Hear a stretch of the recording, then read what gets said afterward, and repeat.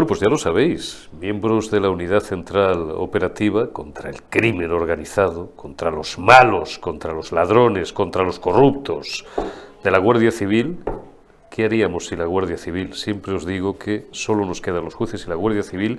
Entraron anoche o anteanoche, para los que nos veáis en tiempo real, este programa se emitirá, ya lo sabéis, el viernes a partir de las 9 de la mañana, en las oficinas o en la sede central de ese organismo, de esa institución pública que es red.es, me parece que se llama, y se llevaron, pues no sé si algún ordenador físicamente, pero desde luego se llevaron varios discos duros, se llevaron documentación, quieren escudriñar correos electrónicos, se los llevaron físicamente para tratar de esclarecer, bueno, para tener acceso, porque así se lo ha pedido la Fiscalía Europea, al contenido de las conversaciones y de los tejemanejes que hubieran podido tener Begoña Gómez con Carlos Barrabés y con, bueno, pues más actores implicados en lo que, en opinión del juez Peinado, existen indicios suficientes para investigar, porque son unos hechos que podrían llegar a encajarse, si las investigaciones avanzan, y van en el sentido en el que el juez Peinado tal vez suponga que puede haber materia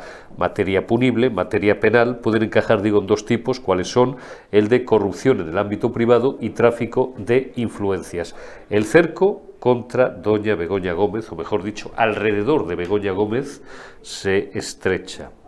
Y en tanto cuanto se estrecha alrededor de Begoña Gómez, se estrecha alrededor de su marido, por muy presidente del gobierno de España que sea o que lo siga siendo todavía. Le ampara un fuero especial que no ampara a su señora. Si hubiera cualquier cosa contra él, tendría que ser investigado por el Tribunal Supremo. ¿Y qué? Vuelvo a repetir lo que ya dije en el formato político de ayer en La Retaguardia. Todo esto está muy bien y probablemente vayan surgiendo más flecos y más hilos que permitan ir tirando de los mismos para llegar a un solo ovillo o a muchos. Porque me siguen diciendo que lo que se ha conocido es solamente el 10%, por hacer una estimación libre, de lo que puede haber. Cada vez me interesa más, es más, tal vez sea lo único que me interese. No es llegado el momento porque es muy difícil, porque estamos hablando de un presidente del gobierno, de un jefe del gobierno, pero cada vez me interesa más, lo único que me interesa es una investigación patrimonial acerca de los bienes y del patrimonio que tiene la pareja. Lo primero, saber si están casados en régimen de gananciales. Y lo segundo, comprobar, y Begoña Gómez no es aforada, y esa es una diligencia que sí está al alcance del señor Peinado, del titular del juzgado número 41 de la Plaza de Castilla, que es un completo informe patrimonial de esta señora. ¿Para qué? Para dilucidar si se ha enriquecido en los últimos años de una forma sospechosa o no. Acceder a sus declaraciones fiscales. Hacienda no la va a investigar, porque Hacienda es María Jesús Montero y en último término su propio marido, al menos de momento, mientras sigan en el poder. ¿Por qué? Pues porque es así. A vosotros os llamarán de Guzmán el Bueno por una factura de 300 euros, como decía ayer García Serrano, que pues a lo mejor tal vez se os haya olvidado incluir en la declaración y os van a marear y a tocar los perendengues, pero esta gente no la van a investigar. Pero yo no sé si desde instancias europeas, la propia Fiscalía Europea puede abordar ese procedimiento y desde luego el juez, en España también, sí podría hacerlo. Insisto, la agencia tributaria es muy difícil. El juzgado puede hacerlo mañana si quiere, porque Begoña Gómez no es aforada. Doña Carmen Obregón, periodista, analista económica y política en Job de Tip. ¿Cómo estás? Feliz, casi prefin de semana ya, porque cuando nos vean nuestros amigos estaremos a viernes. Carmen, ¿qué tal? Bueno, esto va a marchas forzadas, ¿no? A unos pasos agigantados. Esto va a todo se queda abierto, pero es verdad, bueno. Es verdad, a toda velocidad. Oye, ¿qué información tienes sobre ese registro a manos de agentes de la Guardia Civil y ordenado por la Fiscalía Europea? Ya me gustaría a mí tener mucha información sobre ese asunto, pero bueno, algunas cosas, algunas piezas que van cuadrando, ¿no? Primera cosa, la URCO, el gobierno ha utilizado recientemente, bueno, yo creo que incluso en el Consejo de Ministros, el informe de la UCO no decía absolutamente nada, el presidente está súper limpia.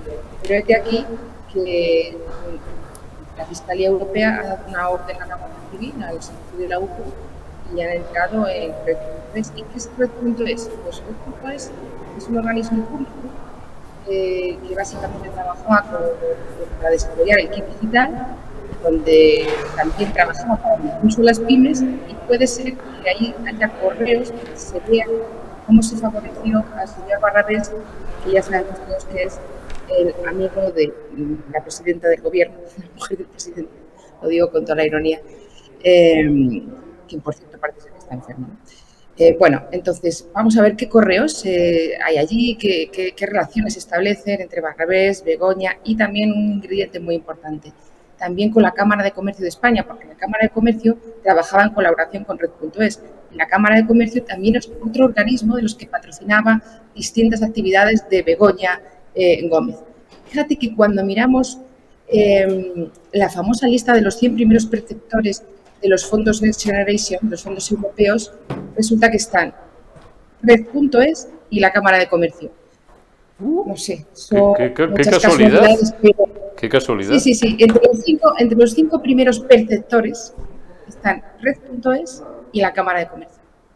Oye, que, amén de Adif, que ya sabemos que Adif se lo ha llevado todo, y donde también está Aldama, los Coldos. O sea, digamos que en esos 5 está toda la trama, todas las tramas. Sí. Oye, ¿existen precedentes? Estábamos hablando tú y yo antes en privado, antes de comenzar a grabar esta entrevista. ¿Existen precedentes? Te lo voy a preguntar, pero de una forma indirecta. Bueno, si quieres te puedo preguntar si podría llegar a entrar la UCO en la agencia tributaria. ¿Existen precedentes de un registro por parte de la Policía Judicial o de la Guardia Civil, en este caso, de las propias instalaciones de la agencia tributaria? Fíjate que nunca, llevo 30 años en esto y nunca se me había ocurrido a mí esto. Esto sería un fotón, sería una fotaza para todos estos españoles de bien que somos el 98% de los que nos están viendo, que llevamos décadas cotizando y pagando Hacienda como perros, que no digo yo que no haya que pagar una cuota aparte, la justa, de nuestros ingresos, de nuestro salario, de nuestras rentas del trabajo y también de nuestro patrimonio. Bueno, de nuestro patrimonio es un poco más delicado, la parte menor posible, la que sea estrictamente necesaria para el sostenimiento de las arcas públicas, pero digo que llevamos siendo víctimas de ese afán depredador del fisco en España como en cualquier otro país, y nunca hemos visto esa foto, pero sería una imagen, sería un fotón, no me digas que no, ¿eh?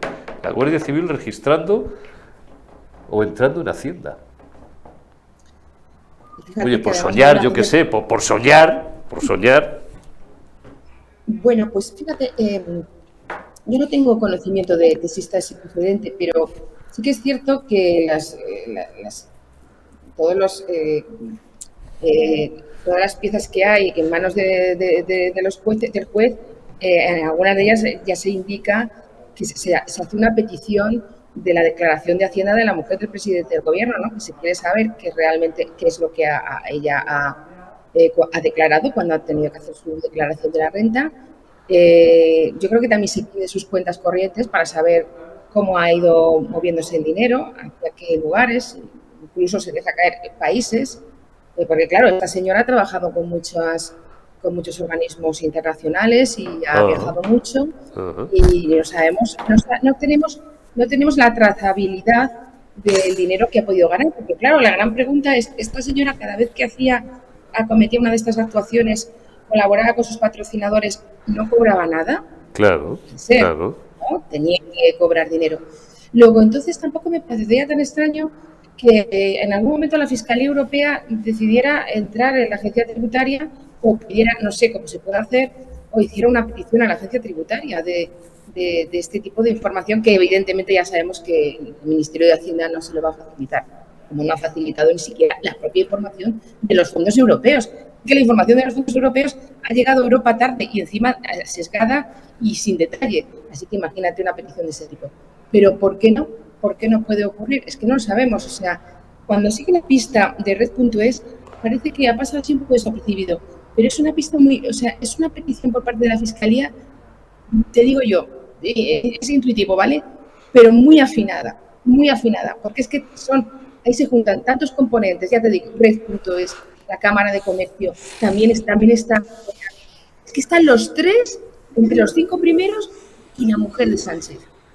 Ojo, ahí puede haber muchísimas cosas, lo vamos a ir viendo, pero sí. esto va muy deprisa. Bueno, ojalá que vaya mucho más deprisa que despacio. Oye, antes de despedirte, quiero yo preguntarte por un aspecto muy concreto, cuál es algo en lo que tiene que ver nuestra buena amiga Yolanda Díaz y por lo que nos gustaría que diera explicaciones. La OCDE aplaude la reforma laboral de Sánchez en un informe. Me propones, y además es una opción arriesgada, pero bueno, de esta gente nos lo creemos todo, en un informe pagado por Yolanda Díaz, por el Ministerio de Empleo. ¿Cómo es esto, Carmen? Bueno, es increíble. Pues ayer la OCDE presentó en París un informe que tiene que estar relacionado con la competitividad y la productividad de España. Y bueno, pues es verdad que el informe hay que leerlo con detenimiento y hay algunas cuestiones donde les da un palete grande a la gestión del gobierno. Pero también es cierto que se ha ponderado mucho en el texto y, sin embargo, se ha subrayado, por el contrario, otras cosas. Como te decía, se ha ponderado la reforma laboral de 2021, el diálogo social, y yo creo que la OCDE no se ha debido enterar que el diálogo social aquí en España ya no funciona tan bien como pensaban, y también se ha ponderado las subidas sucesivas del salario mínimo interprofesional, para decir, o para corregir, para concluir, que no ha afectado para nada en el empleo, al contrario, incluso hasta ha podido mejorar en cierta medida la productividad. Bueno, la productividad en España tiene unos datos verdaderamente preocupantes. No hemos superado todavía los niveles prepandemia.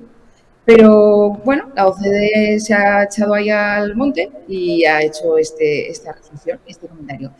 Gracioso y curioso es que cuando te lees con un poco de detalle el informe, en el capítulo, en el epígrafe de agradecimientos, se recalca muy mucho que este informe está hecho gracias a la financiación del Ministerio de Trabajo y también gracias al apoyo de 4 funcionarias del propio Ministerio. No te voy a decir los nombres, pero son 4 funcionarias del Ministerio de donde trabaja, que dirige y que pilota Yolanda Díaz. Digamos que si haces un informe y ya le estás dando las gracias a la financiación, y no solamente eso, el informe está hecho a petición del propio Ministerio, financiado por el Ministerio y con el apoyo de 4 funcionarias del Ministerio. Pues no sé, verde con asas, ¿no? Bueno, todo. Luego, por sus informes con los que sale Yolanda Díaz poniéndose medallas de ciertas cuestiones, pero así funciona todo. Así funciona. Bueno, pues nada, doña Yolanda, envíenos a la mierda, aunque no le haga gracia lo que estamos diciendo, pero contra hechos no valen opiniones. Doña Carmen Obregón, periodista, analista económica en The Objective. Cuídese y hasta dentro de unos días. Te envío un abrazo, amiga. Buen trabajo, como siempre. Venga, gracias a vosotros. Dejamos a Carmen Obregón y saludamos ya, como cada viernes a esta hora, a mi buen amigo, doctor en Derecho y en Ciencias Económicas, Julián Salcedo. ¿Cómo estás? Feliz ya prefin de semana. Buenos días, maestro. Pues oye, fíjate, un honor entrar a continuación de Carmen, Carmen Obregón. Carmen, una de las mejores periodistas económicas de España. Sin duda. Oye, Julián, así, a bocajarro, ¿existen precedentes? Yo no los recuerdo, no sé si tú los recuerdas, que sabes mucho más que yo de esta y otras cuestiones, de que la Policía Judicial, la Guardia Civil, en España o en cualquier otro país de nuestro entorno, haya entrado en alguna ocasión a pedir documentación o a llevarse discos duros, ordenadores o a registrar en dependencias del fisco, de la agencia tributaria? Sí, a verlos, hay los con seguridad, en España y fuera de España. No es muy habitual por una razón, y es que cuando el juez ordena una actuación de ese tipo, quiero decir, entrar por sorpresa para llevarse todos los registros, ordenadores, discos duros, lo que fuera, ¿no? De un organismo administrativo como es la agencia tributaria o como podría ser el Instituto Nacional de Estadística, ¿no?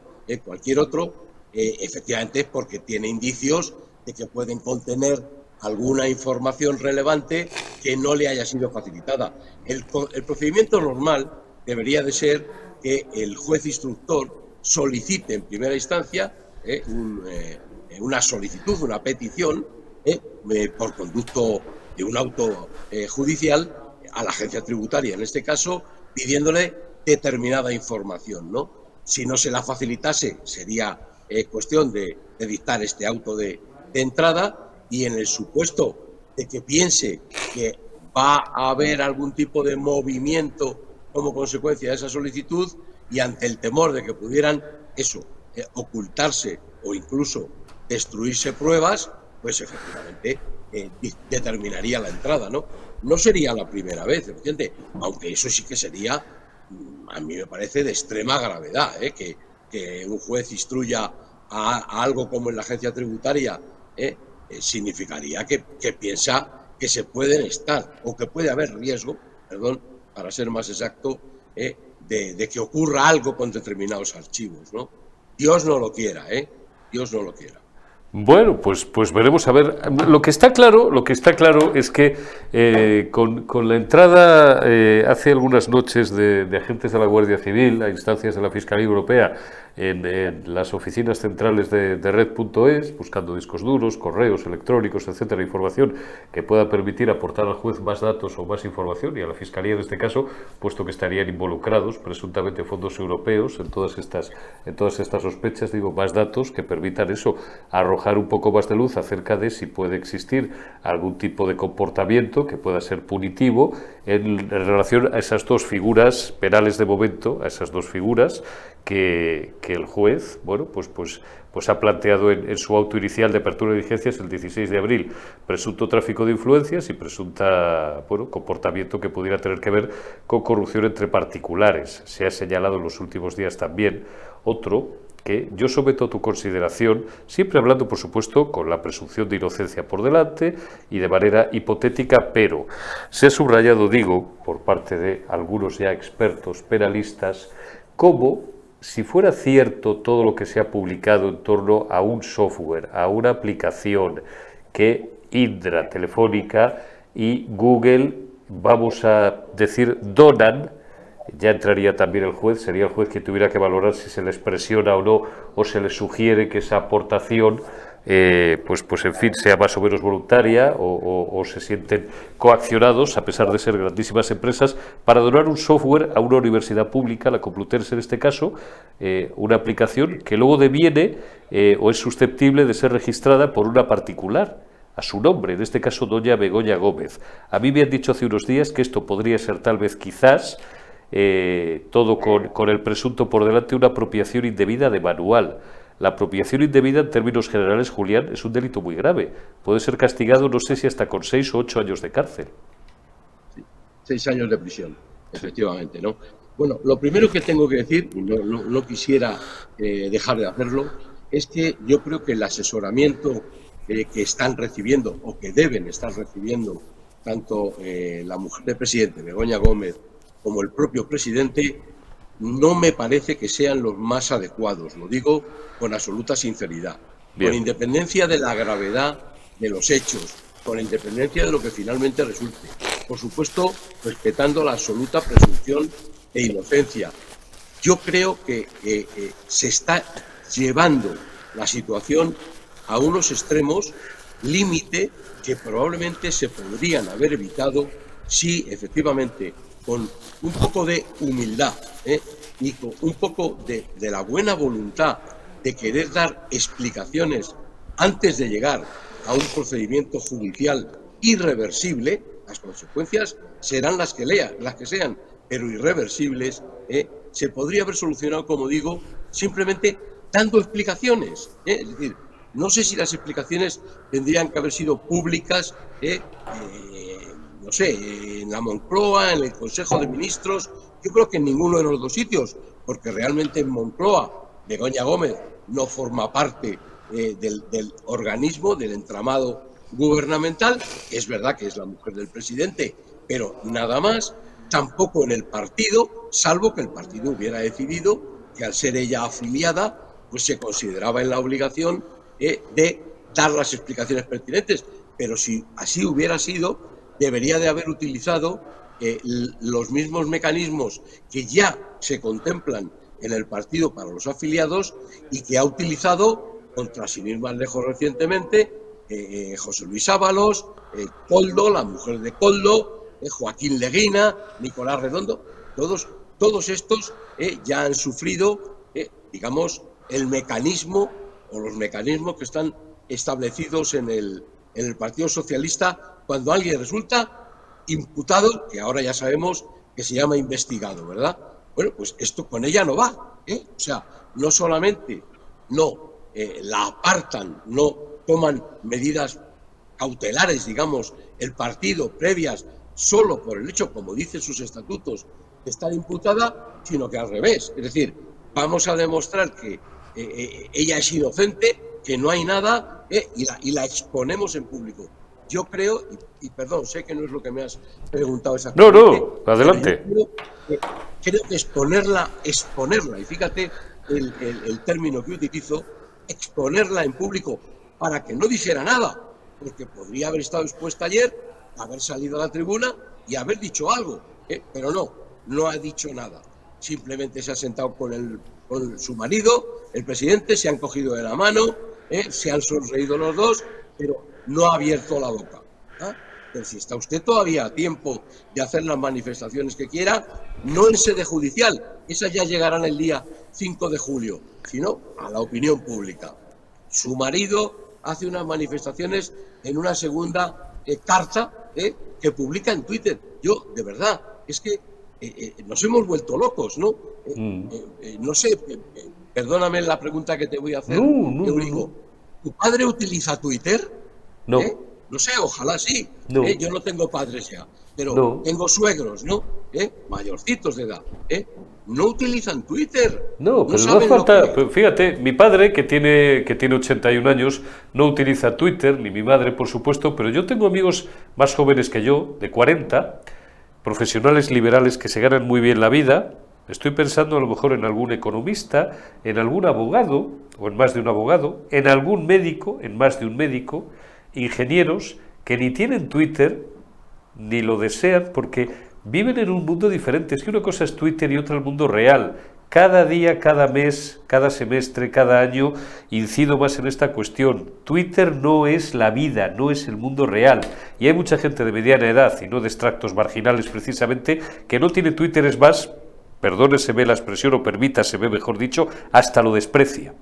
Fíjate lo que te digo, y las redes sociales, en general. Claro, pero yo lo que quiero decir con ello es que desde cuando un asunto, en este caso, en principio privado, porque todavía, que sepamos, el presidente de gobierno no ha sido, digamos,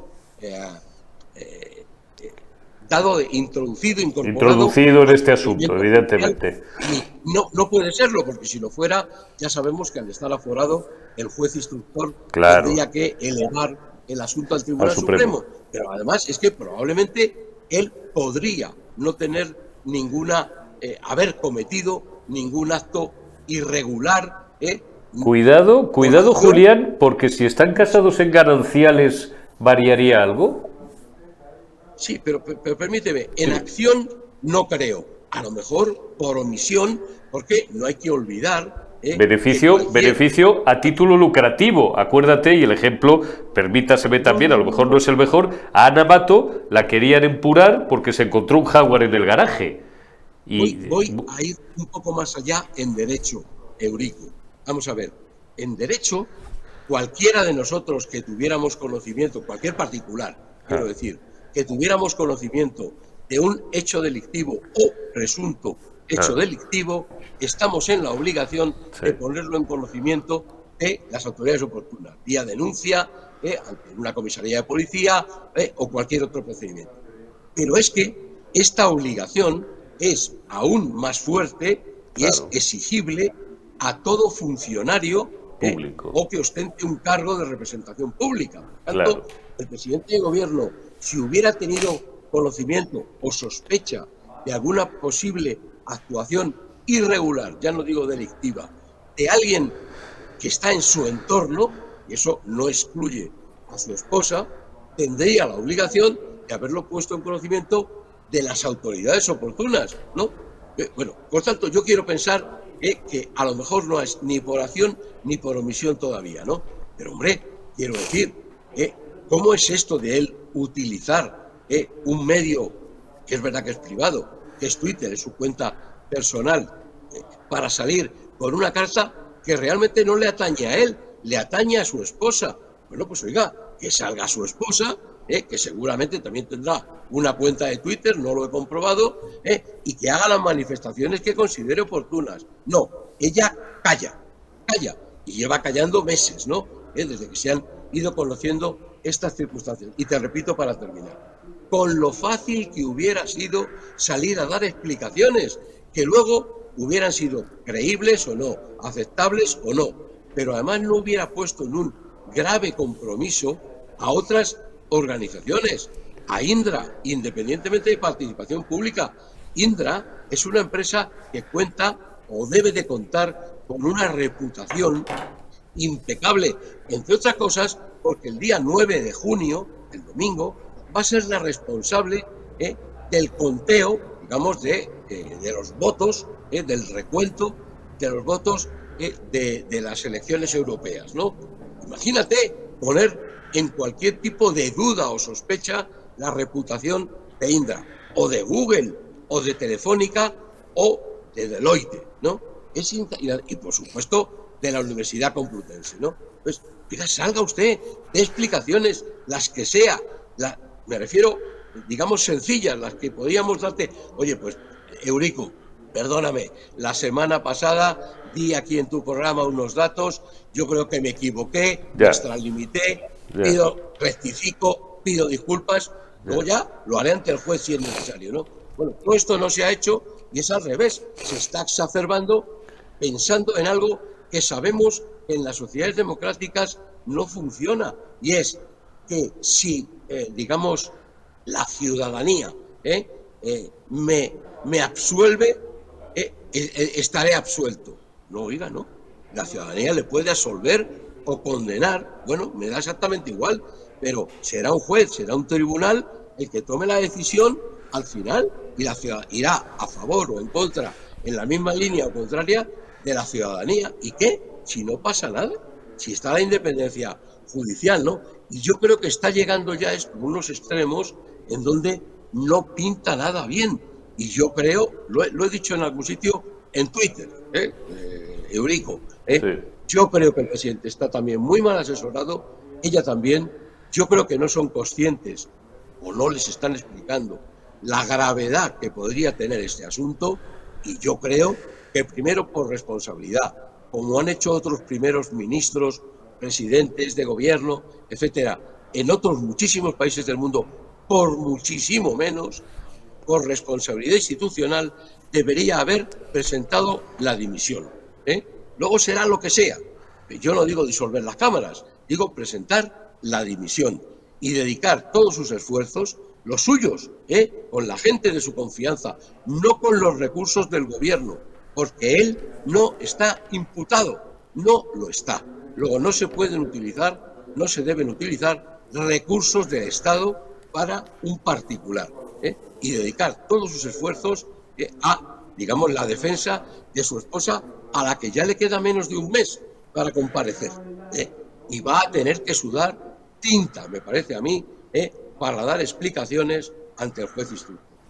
Sobre todo, y ya te despido y no abuso más de ti, Julián, sobre todo porque, dicho sea con todos los respetos a doña Begoña Gómez, no parece que el don de la elocuencia sea precisamente aquel con el que haya distinguido la divina providencia, en especial a doña Begoña, por los poquísimos testimonios que hemos escuchado de ella en castellano, en español, en la lengua del imperio, y en ese pitinglis que habla, que no habla, que lee fonéticamente de un pronte, ¿no? Esa es la impresión que Begoña Sostenable, dicho sea, insisto, con respeto y con ánimo de ponerle un poco de humor al comentario, hemos conocido. En cuanto, no ya al juez, que también, por supuesto, el señor Peinado, pero yo estoy pensando en Aitor Guisasola, estoy pensando en los abogados de manos limpias, profesionales penalistas muy veteranos con décadas, como se dice, tú sabes, en derecho, Julián, que llevan décadas en sala, ¿no? En sala, que es donde te curtes, hacerle un interrogatorio como Dios manda, Claro, como Dios manda, preguntarle, ¿y usted conocía a Carlos Barrabés? ¿Y de qué conoce a Carlos Barrabés? ¿Y desde cuándo conoce a Carlos Barrabés? ¿Y de qué naturaleza era la relación que mantenía con Carlos Barrabés? Y en función de qué escribió esas cartas de recomendación o declaraciones de interés, como ha dicho el presidente del gobierno, que es su marido. ¿Qué era para usted esa nota? ¿Con qué intención escribió esas notas? ¿Por qué firmó esas notas? ¿A quién remitió esas notas? ¿Es usted conocedora de que a los pocos meses de haber firmado esas notas, cartas de recomendación o declaraciones de interés, las UTEs del señor Barrabés fueron beneficiadas con varios contratos públicos en unas licitaciones que no pintaban bien para ellos, en conjunto obtuvieron más de 10 millones de euros? ¿De qué naturaleza era su relación con el señor Hidalgo? ¿De qué conocía usted al señor Hidalgo? ¿De qué hablaron en un hotel de San Petersburgo a las 12 de la noche, de una noche otoñal en San Petersburgo, el señor Hidalgo, usted misma y el señor Aldama en la habitación de tal hotel? ¿Es usted conocedora de que unos meses después o en Europa, Globalia fue rescatada con varios cientos de millones de dinero público en 2 reuniones en el espacio de pocos meses en el Consejo de Ministros? Puedo seguir, perdonad que me haya enrollado un poco, puedo seguir ad infinitum. ¿Está Begoña técnicamente preparada para responder a todo eso? Si ninguno estamos preparados, Eurico, mira, ella Menudo puede no lío. tener el don de la palabra, no todos podemos tenerla y yo seguramente tampoco la tenga. Pero fíjate que te digo una cosa. Mira, déjame que te diga que lo que te he dicho, el colmillo retorcido y sobre todo, para bien o para mal, todo esto está documentado. Me sorprendió el otro día muchísimo la declaración que hizo como compareciente Lofer, la que fue la afeo de Huacalúa. Sí, brutal. No, pero fíjate, no sé si tú te fijaste, yo tomé muy buena nota. Le pregunta, ¿podría usted decirnos en cuántas ocasiones estuvo con el señor Hidalgo, con Begoña Gómez, que coincidió y tal? Y empieza ella diciendo, bueno, déjeme pensar, yo creo que una vez en a ver cuándo, y le para el que le estaba interrogando del Partido Popular y dice, espere, va a ser mucho más fácil, le voy a decir yo cuándo, y le dice, el día 27 de septiembre, no sé, estuvo usted, sí, ahí sí. Ya, y el 14 de octubre, sí. Es decir, cuando ella le pregunta, dice, a ver, déjeme pensar, el otro sí lo tiene todo. Y le dice, no, espera, 1, 2, 3, 4, 23. Y llega una que dice, en esa dice, no sé, ahí yo no la vi. Me dijeron que estaba, pero no la vi. Creo que sí, es posible que estuviera. Entonces, te quiero decir, esto en sede judicial, con lo que impone para los que no hayamos estado nunca o no hayan estado nunca ante un juez, etcétera, en un tema que sabes que te va a afectar, que te está afectando personalmente. Yo no tengo ninguna duda, no va a responder a ninguna de las preguntas de la acusación. Probablemente, y tiene derecho, se niegue a responder a las preguntas del juez y se limite a responder a las preguntas de su abogado.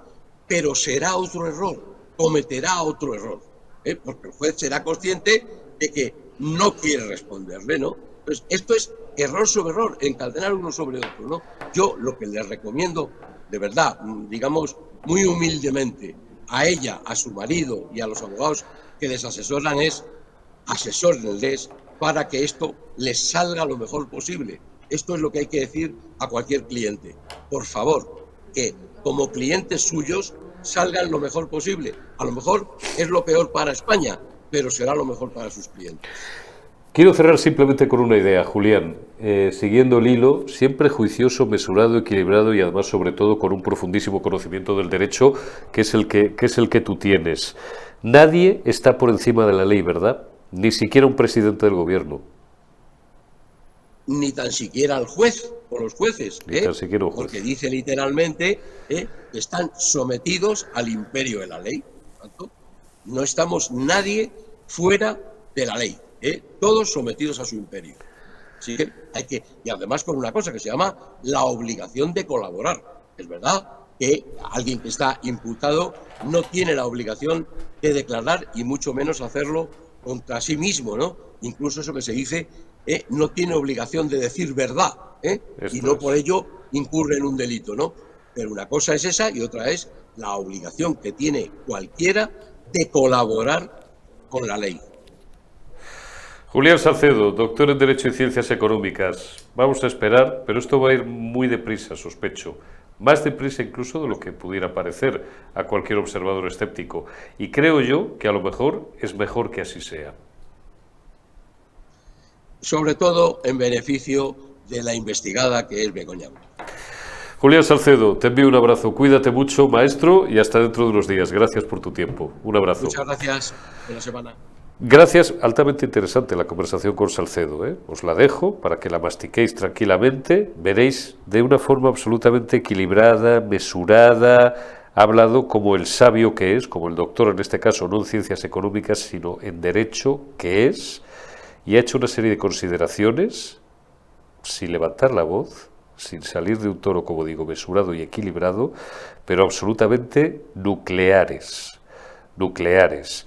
Las cosas no pintan bien para usted, señora, ni siquiera, a más largo plazo, pero ni siquiera, y no estoy hablando ya del punto de vista político, sino el meramente judicial o penal para su marido. Nadie está por encima de la ley, ni los jueces, ni un jefe de gobierno, y su marido menos que nadie. Vamos a esperar. Queda menos de un mes ya para ese 5 de julio, para esa declaración de Begoña Gómez en sede judicial, que probablemente se acoja a su derecho constitucional de no declarar, pero ya ha dicho Julián Salcedo, será un error, uno más, error sobre error.